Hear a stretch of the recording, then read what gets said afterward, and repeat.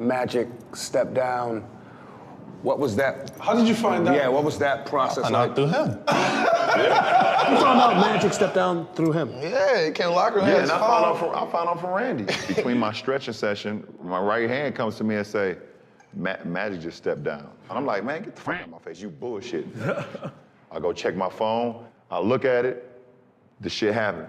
Personally for me, I came here to be a part of the Lakers organization, having a conversation with Magic.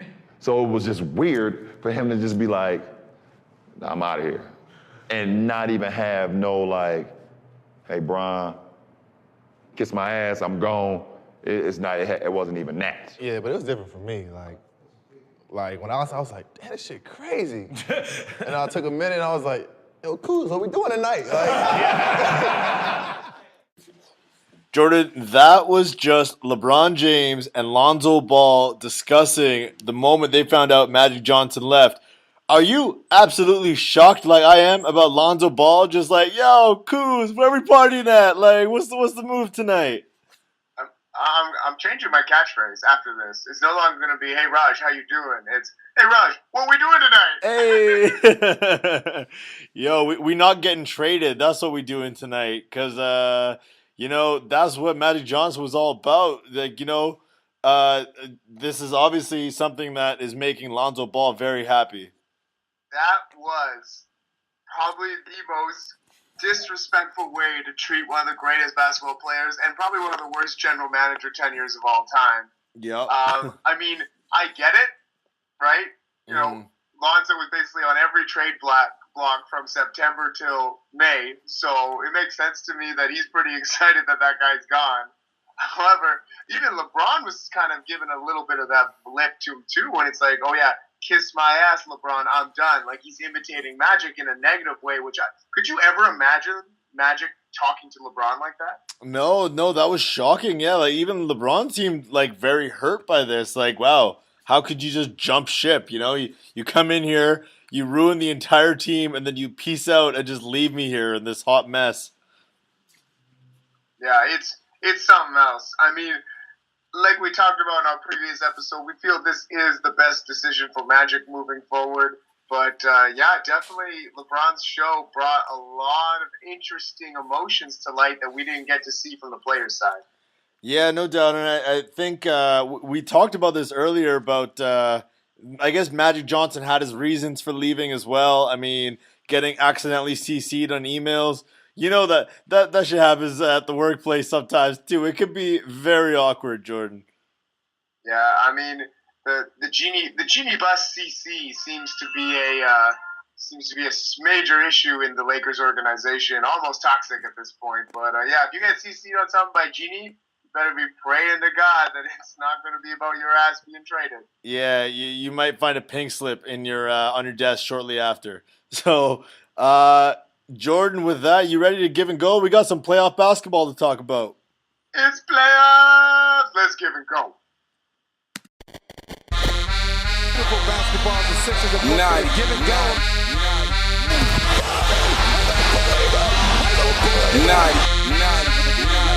NBA, give and go!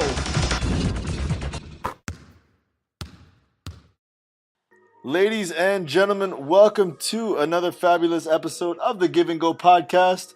This is one half of the Dream Team. It's your boy, Raj Sharma. And I'm here with my main man, Jordan Taylor.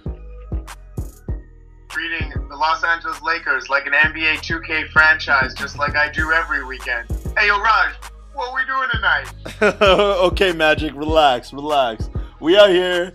We trying to talk about some Raptors. Give me some Raptor news, Jordan. Give me some Raptor news. Hey, we've got NBA playoffs, we've got the second round, and we've got the Give and Go's second episode on the second round of 2019 playoffs.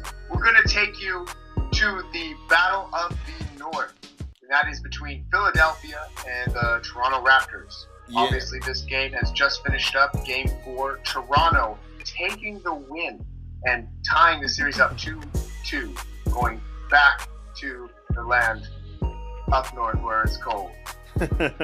Raj, what do you got to say about another dominating effort by the Toronto Kawhis at this point because there's only one player that's keeping that team in this playoff competition, and that would be Kawhi Leonard. Man, having that juggernaut in this sort of like must-win game, oh my goodness, he was absolutely unbelievable once again.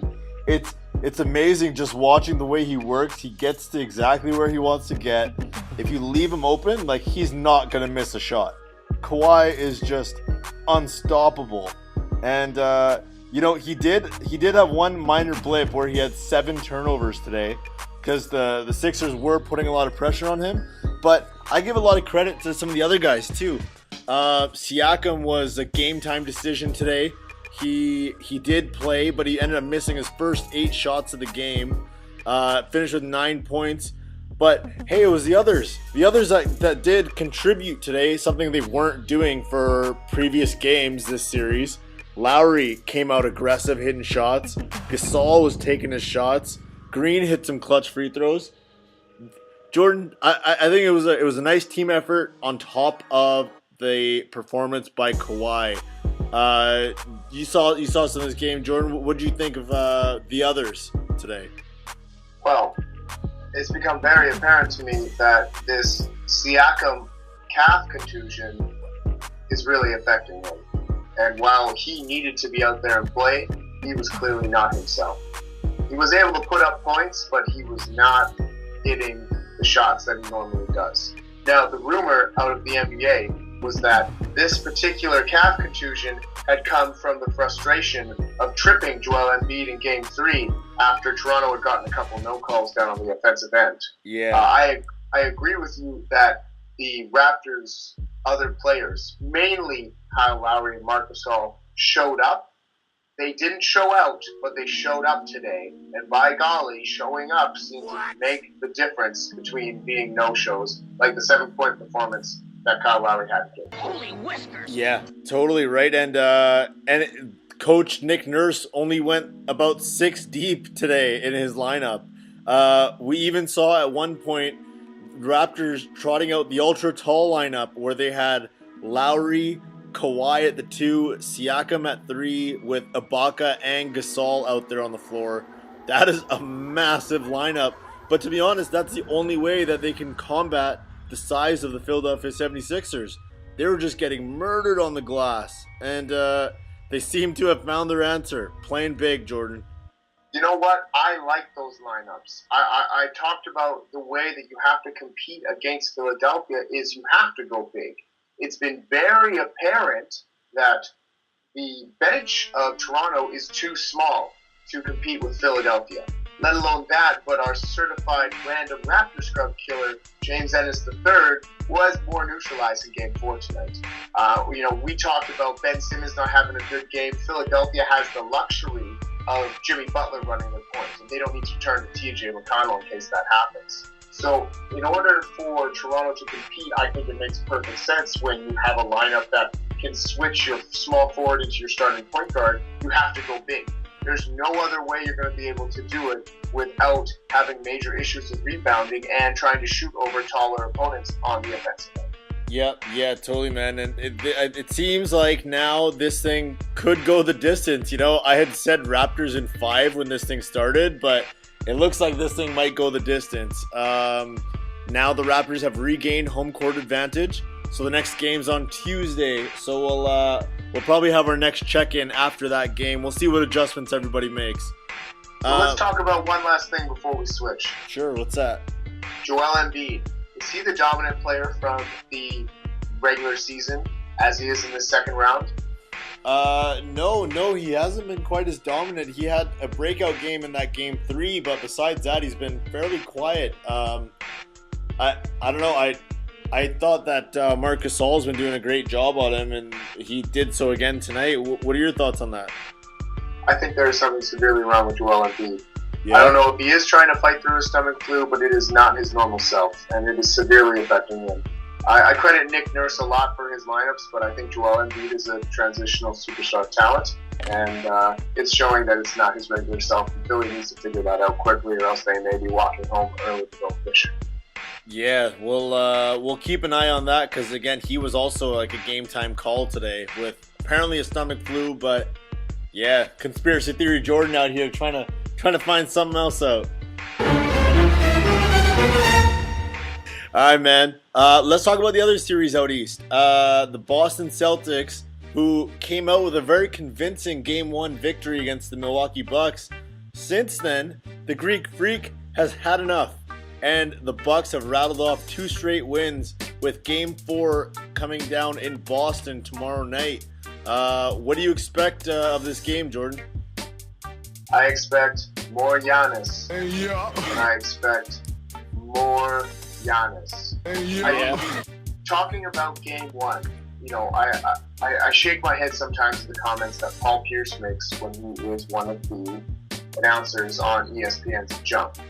And he said that the Celtics had this under control. And I had said it at the very beginning of the series, this is going to be a really good series to watch again. It's going to go the distance, 7 games, like most of the second round for the NBA playoffs. And the reason behind that is because Giannis has a lot of help around him. So if he doesn't have a spectacular game, which for him it's very hard for him not to, considering the talent level he has the ability to get his other teammates involved. I mean, everyone's talking about Al Horford being the Giannis killer. But Al Horford, you know, he does a good job of slowing him down. He does not do a good job of stopping him.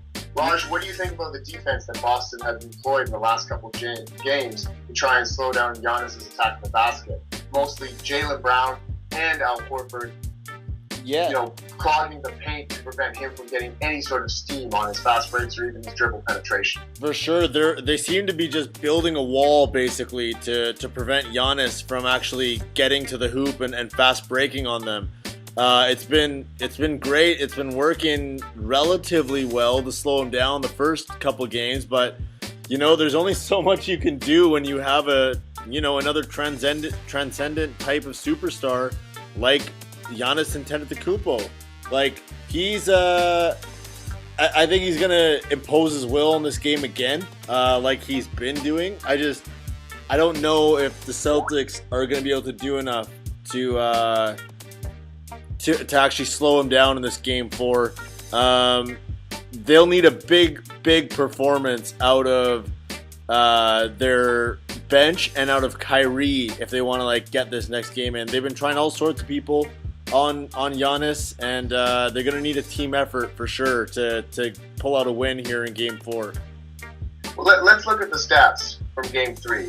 I just want to bring a couple things up before we move on here. You know, obviously, Milwaukee, Booty, our good man Mike Budenholzer, made the change, and rightfully so, put Sterling Brown onto the bench and replaced him with Nikola Mirotic, sliding Keith Middleton to the shooting guard position. That's allowed Mirotic to play a little bit more minutes and in a little bit of his more natural position, and it's getting a lot more guys open. You know, the saviors of that game particularly were George Hill and Pat Connaughton. Eric Bledsoe, still a mystery about where he is for this second round, having a really tough time trying to guard and keep up with playoff Kyrie Irving, like anyone should, a transcendent, talented player. So I don't think it's, I think everybody is playing well. I think what's really going to come down to here is who's going to be that guy that steps up in that particular game. We know Giannis is going to get 25 to 30. We know Kyrie's in that same category. It's the guys behind them. Mirotic, Middleton, George Hill, Bledsoe, Lopez. Like, who's going to step up behind them to keep them in the competition?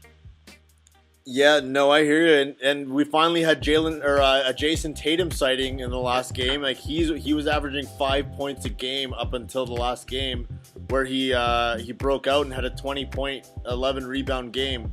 So I think the young Boston players benefit from playing at home. So in my opinion, this is a must-win Game 4 for the Boston Celtics. Otherwise, Game 5, winning that in Milwaukee is going to be tough for this young Celtics squad.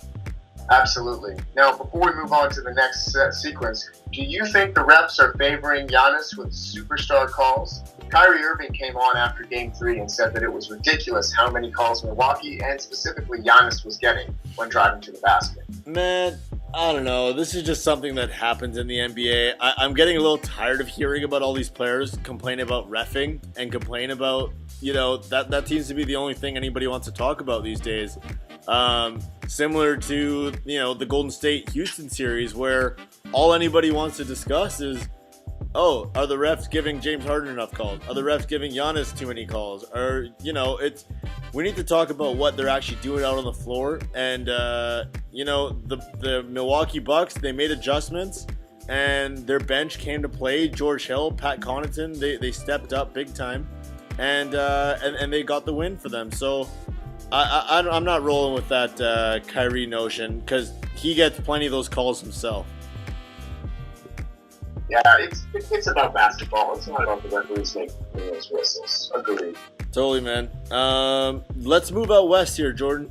Let's talk about the game. Man, what a game we had on, Friday night with Game 3 of the Portland Trailblazers versus Denver Nuggets, where that game went to quadruple overtime with the Portland Trailblazers taking that win.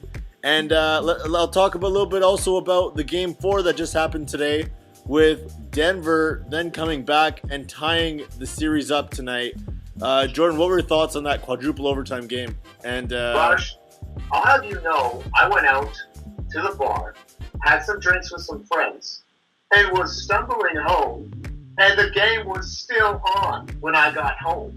Yeah. It was like past 11:30, and the game was still going. Unbelievable. And what a game. I mean, you want to talk about some epic stat lines. It has been Denver's Nikola Jokic for a triple-double. He played 65 minutes that night.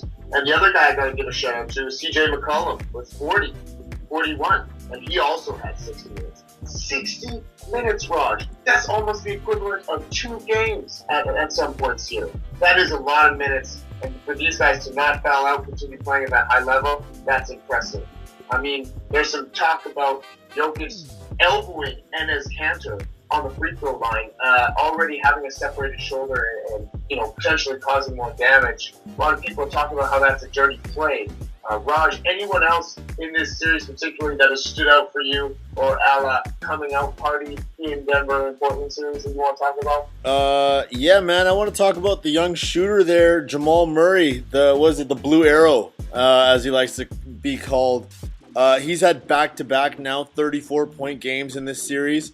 He is absolutely busting out and showing why he is currently the top Canadian player in basketball. I just think his all-around game, his composure, his ability to hit clutch shots, he's got the full package here.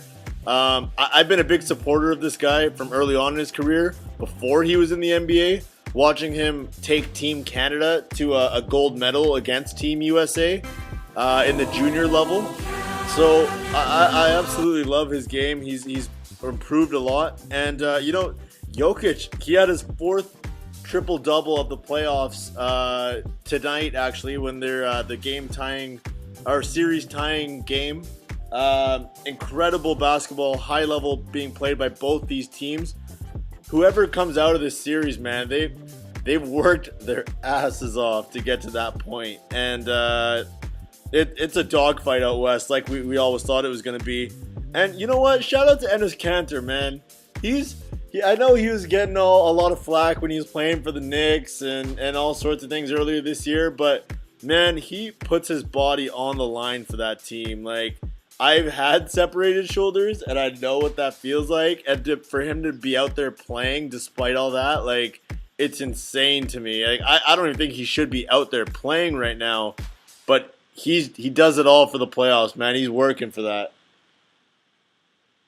I just that's all I got on this one, man. It's tied at 2 games apiece, and we're going back to Denver now for Game 5. So the Nuggets, they've got home court advantage back. Enes Kanter should not be playing. I'm serious about that. He had 5 points and 10 rebounds tonight. He was not effective for the Portland team. So he's got to get out, and we've got to get somebody else to step up. A Zach Collins, and we've got to activate this Scala PCA. You know what? It sounds crazy, but I just don't think that a separated shoulder Kanter is going to get the W done for Portland.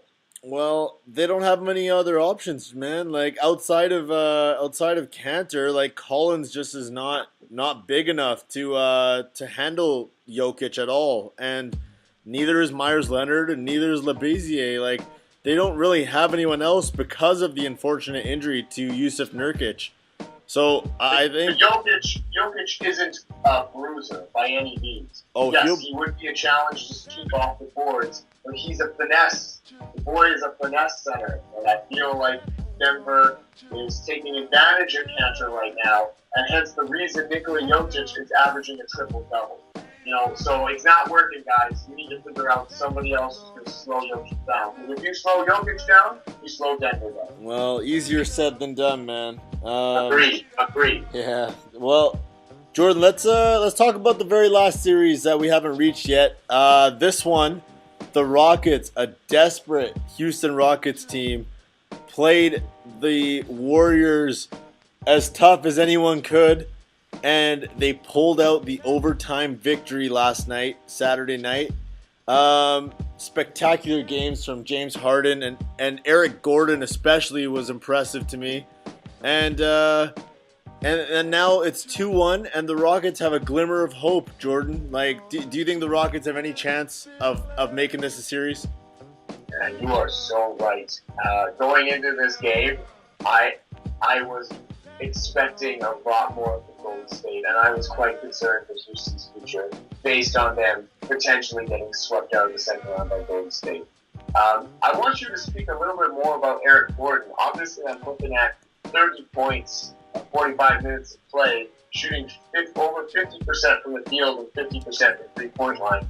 It looks like he just got hot. Did you see something else that I missed in that game that would speak to Eric Gordon being on the court more than just being a spot-up shooter? No, that was it, man. They needed secondary offense, and Eric Gordon did that. He's unafraid of that big moment. Like he thrives. It wasn't something I envisioned him being. Like I didn't think he was that type of star player, but he's really emerged this playoffs. And he's given James Harden a lot of relief here as the secondary scorer to take a lot of the pressure off. I think he had like 6 or 7 threes in that game. And, as much as this was the Rockets taking that win, it was also a lot of the Warriors, and particularly Steph Curry, not grasping the opportunity to steal this win from the Houston Rockets. Curry had a missed layup and a missed dunk in the final 2 minutes of the game. Jordan, is it just me, or does Steph Curry look a little hobbled out there? He's looking very injured to me. He just doesn't seem to have the same explosiveness and quickness that I'm used to seeing from him. Am I going crazy? I don't think he's crazy. I think it was very apparent that he was not at 100% going into game one. Both him and Clay being counted as questionable for that game one period. But they're playing through it, and they're playing 40-plus minutes a night because there's no one else that they can play on that bench consistently against guys like James Harden and Chris Paul. They have to be the ones out there. I talk about Enes Kanter, having a hard time. Could you imagine Quinn Cook on Chris Paul or Quinn Cook on James Harden? They'd be cooking themselves into a playoff loss. That's what they'd be doing. Yeah, it'd be disaster. Barbecue chicken, as Shaq likes to say. I think the most important thing we have to realize is that this is the Golden State Warriors we're talking about. So, Kevin Durant, 46 points over 50 minutes on 45% shooting. You don't have to be at 100% when you've got that much offensive firepower. What I do have to say is you have to be smart with the basketball when you do have it. A la Steph Curry breaking through the defense and blowing a wide open layup, instead trying to pull a vintage Jordan Taylor move and trying to cram it in the last seconds to really, put that exclamation point onto the game. Yeah. And that backfired, and that basically cost them the game. Oh, it did, 100%, man. He tried to. He's like, "Oh, I missed the layup last time. Let me try and dunk it on my bum ass ankles." And it didn't work, and they paid for it. And now Houston, they're hungry. They've wanted this moment for years and years, and they've been waiting. And now's their chance. This again is a must-win game for Houston Rockets tomorrow night, Monday night. You're playing Golden State. Every game is because you cannot afford to give them the luxury of getting their shots and getting good looks and making them. Because when they start doing that, it's impossible to guard. They start getting in their groove and start feeling. Kevin Durant is like over 30 points a game right now. He's just absolutely dominating, and there's nothing they can do about it. I just want to maybe speak to one other thing, though, Raj, and I want you to give me your opinion on this. How is Clint Capella not dominating Draymond Green at the center position? Yeah, you know what? They've changed. It was interesting. I was watching their defensive rotations, and it's, when you play the same team over and over again, you can really game plan to stop certain actions. And, they've completely shut down his roll to the basket. All those lob passes he was used to getting in the regular season, those have been completely shut down. The Warriors have scouted the plays where they like to have Harden there, throwing it up to him, and they're just getting there first. They're getting to the spots. They're intercepting the ball. They're not letting him get comfortable. And it's really cost the Houston Rockets because they rely heavily on that ability to have a big man who can just catch it in the air and finish with high efficiency. It actually forced the Rockets to play PJ Tucker at the center position for long stretches of the game because he was just fighting harder and was able to give them more. And PJ Tucker's a bull. He's an absolute bull down there. So it'll be interesting to see if Mike D'Antoni can counter that and find other ways to get Clint Capella involved, because that was one area where I thought the Rockets had an advantage over Golden State with Boogie Cousins being out. So you think it's purely coming down to effort, hustle, and Draymond Green wanting it more? Not just Draymond, it's the entire Warriors. They've designed their defensive schemes to stop that play, and they've just made him completely ineffective. Right. That's something to keep an eye out for next game. Watch when they try and throw those lob passes. You see guys coming help side from the weak side, coming and just intercepting and just getting to the spot first just because they've scouted it so well. It's little intricacies, my basketball nerd coming out, trying to watch their defensive schemes and rotations, how they've differed from the regular season. In case you missed it, Internet, there's a great video on ESPN right now showing Draymond Green guarding 5 different positions in Game 3 in one defensive set. He's the 5th, and that's pretty impressive for a starting center, 5th right now in miles ran per game in the playoffs. That's something crazy. Like I think it's between 2 and 5 miles a game right now, just based on the amount of back and forth between two. Insanity. So kids, a lot of miles that you got to run to get to the position that Draymond Green's in, and especially at that size and height of a player. It's all about that hustle, and I think that's the Golden State Warriors championship pedigree that they come to know and expect from Draymond Green. Yeah, totally, man. He is like the heart and soul of that team. He fuels them and gets them going when they're down. So it's interesting. He's reemerged here, and he's gonna have a major factor here in Game 4 if the Warriors want a chance to completely close the books here on the Houston Rockets championship run. Jordan, I think that's all the time we got today, man. Hey, no problem. Guys, this has been another episode, second episode of round 2 of the NBA playoffs with your hosts, Rajan Sharma and Jordan Taylor. Remember, you can find us at all your favorite social media outlets, including Facebook, Twitter, and Instagram. Don't forget to download or listen to our podcast at any one of the following options, including YouTube, SoundCloud, iTunes, or on apps wherever you get your podcasts, including Podcast Addict. Don't forget, it's spelled give the letter N, go podcast. Finally, I'd like to give a shout out to our always fabulous one and only sponsor, basketballers.ca, where you can find up-to-date information on all your latest NBA news. This has been the Give and Go. We give you the information, now go do something with it. Give and go. And we out.